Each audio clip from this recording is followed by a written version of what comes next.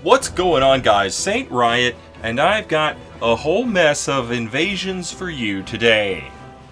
Whole mess. One metric mess of invasions for you today. At level 133, quality meta guy. 47 strength, 47 dex. Weapons. Noble slender sword. Knight cavalry's glaive. Knight's greatsword.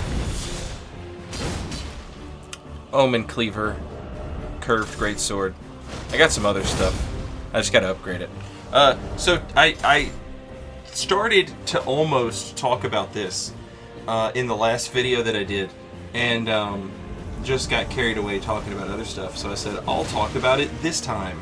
And so that is a question that I get asked a lot from people is what is a good level to invade if you're trying to, get started, you want to try PvP out and you want to try invasions. What's a good level to do it?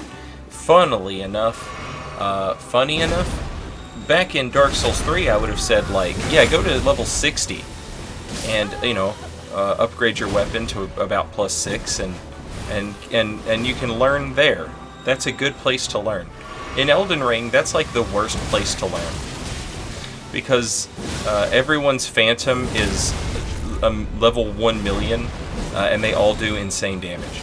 So, I think like 120, 125, 130, 140, whatever. I think that's the best place to learn to do PvP, and that's for two reasons. If you go to 125, you can go to the arena, or you can go to the Academy Gate, and you can do some duels, and you can learn about how this game behaves online, and you can learn about things like latency, and what people refer to as phantom range, and you can learn about lag, and you can learn about true combos, and you can learn about iframes, and you can learn about status effects. 1 versus 1, and that's a good place to start. Because that's, the type of information that will help you when you're fighting 3 people.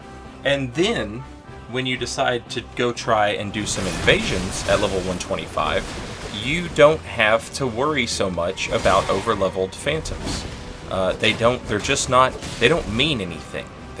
Who cares, If there was an item I could use that would allow me to invade infinitely upwards, I would absolutely use it at level 130. Easy. That would be like the easiest decision in my life. I made a level 200 build, and the activity that you get at level 200 is so much fun and so good, and I would totally be okay with invading level 200 phantoms, or level 200 players with a level 125 build, or 133, whatever. That would be, that would be great. But, sorry, I'm ranting about that. That's not going to happen. But what can happen is learning to do invasions, level 125. Level 125 allows you to, do some duels and, basically get some footing and understand the way the game works.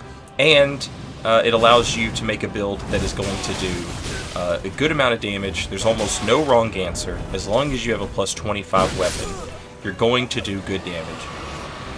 And it allows you to be able to survive some hits. It allows you to not die in 1 or 2 hits. And you are going to get hit, which is one of the reasons I'm always telling people to level up their vigor.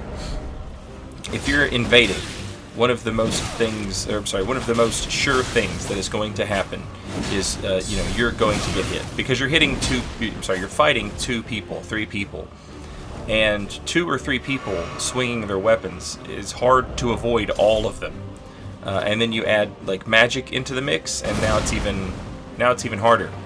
So yeah, you're gonna take some hits, and being level 125 gives you flat defense as well as hit points. And now you can survive one of those situations. And if you can survive just one of those situations, then you can, you know, make your little comeback, which is basically all invading is getting your ass whipped for a minute until it's time for you to become the ass whipper, and that's it. That's it. So 125 is, I think, what I would recommend to people if you're like looking for a place to start.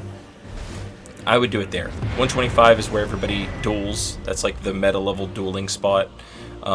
And it's a good spot for invasions. Just be prepared to invade Radigan's doorway for a long period of time. But other than that, great place to learn. Okay, thanks for watching. I'll see you next time.